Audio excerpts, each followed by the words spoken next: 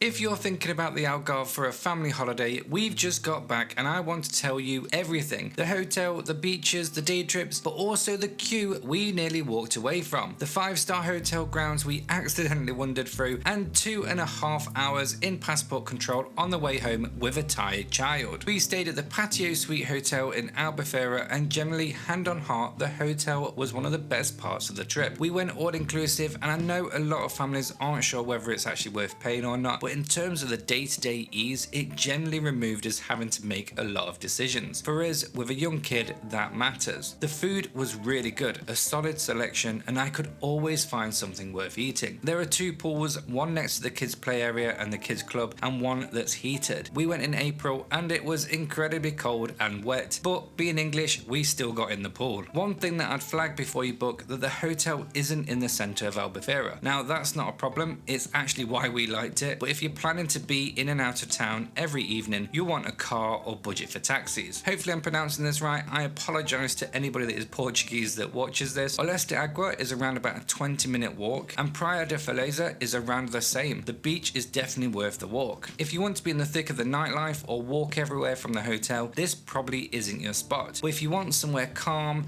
well run and easy with kids, then it's generally hard to fault. I'm going to be doing a full dedicated hotel review, so subscribe if you don't want to miss it when it's published. Albufeira itself has got 2 sides to it. You've got the old town, narrow streets, good restaurants, proper Portuguese feel, and then you've got the strip, which is exactly what you'd expect. Bars, clubs and a lot of noise at night, not really aimed at families. We mostly spent our time in the old town and on the beaches, and that worked really well for us. And honestly, the beach in Albufeira was one of the highlights of the whole trip. We found Rocco Beach Bar and Restaurant, which was perfect, right on the beach. One thing that we loved was just seeing our son playing with other kids. Praia de Paneco in Albufeira was fantastic. Wide stretches of soft sand. Praia Olas de Agua is smaller but not overly busy, and right next to a selection of shops, restaurants and bars. And one of the beaches that we were really looking forward to going to was Praia de la Feza, and getting there was definitely an experience. Now we didn't know the way to the beach, so I pulled up Apple Maps, followed the one which I thought was definitely quicker, but within minutes we actually came to the entrance of the Pine Cliffs Hotel, a 5-star luxury hotel. We walked in and started making our way through there, and we definitely didn't think that we belonged. I was half expecting someone to come over and ask us to leave. We followed the path and we could see the beach below us, but to get down there was a lift, but we couldn't actually use it because you needed the hotel key card. Just as we were about to turn around, we found some stairs, making our way down and walking along the path to the beach. And then the next worry, had we just walked onto a private beach belonging to Pine Cliffs Hotel, and if we can't prove that we're staying at the hotel, are they going to send us back up the stairs, which would be incredibly embarrassing. Luckily, no one did. We got onto the beach, a complete non-event in the end, but the beach itself, one of the most beautiful we've been on in a long time. Totally worth it. We did 2 day trips whilst we was in Portugal, Seville and the Benagil Caves. Both were great generally, but neither of them went smoothly. Seville first is about a 3-hour bus journey each way, which sounds like a lot, and it definitely is, but the coach itself was comfortable and the destination was worth it. Seville is an incredible city. We went to the cathedral, walked around, had some food, but by the time you factor in the journey both ways, you're definitely looking at around about 3 to 4 hours actually in the city, so it did feel a little bit rushed. It's worth every minute. Just go knowing it's going to be a full-on day. Next up, you can't go to Portugal without doing a boat trip, and this one, where you go through the Benagil Caves and look for dolphins, did not start well. We turned up and it was absolutely throwing it down, pouring rain, and we're standing there in the rain thinking this is going to be awful. Generally thought we'd made a terrible decision, but then luckily the rain stopped, the sun came out, and it turned out to be a brilliant morning. The coastline is just absolutely stunning. The cliffs, the rock formations. Now even though it was very cold on the boat, you don't actually realise the impact of the sun. I actually got sunburn on my face. Did not see that coming when we were standing there in the rain just an hour earlier. The one downside, we couldn't get inside the caves because of the weather and we didn't see any dolphins. But but even without those two things, it was still worth doing. If you've got a clear day and you get the caves and the dolphins on top of that scenery, that's going to be a really special trip. Do both trips if you can, they're completely different experiences. I'll link them in the description. They are affiliate links, it does support the channel and I really appreciate it. Now the journey home, and I'm going to be honest about this one because it nearly undid the whole relaxation from the trip. Jet2 picked us up from the hotel and got us to the airport 4 hours early. Now that sounds ideal, but when we got there, check-in for our flight hadn't even opened yet and staff wouldn't let us drop our bags off, so we had to wait another hour. Once we eventually got through and into security, that was perfectly fine, but then passport control, 2.5 hours in a queue, and by the time we got through we had about 10 minutes before we had to start boarding. EES is the new system and it should get faster. What I do find annoying is if we could have dropped our bags off when the Jet2 coach dropped us off, we could have got through there an hour earlier and had a bit of time to just look around. Is the Algarve right for your family? If you want stunning beaches and somewhere that's generally easy to navigate with kids, then yes, absolutely, it is perfect. We loved it. The Patio Suite hotel was brilliant. If we went back, I'd definitely book this one again without hesitation. It was a perfect location, the food was great, the staff was so friendly. Albufeira is a great family location, amazing beaches, pretty easy to get around, just stay in the old town in the evenings and avoid the strip. Our son absolutely loved it, and honestly, that's the only review that actually matters. I am going to be bringing out some more videos in the future, such as the hotel review, things that we'd do differently, mistakes that were made,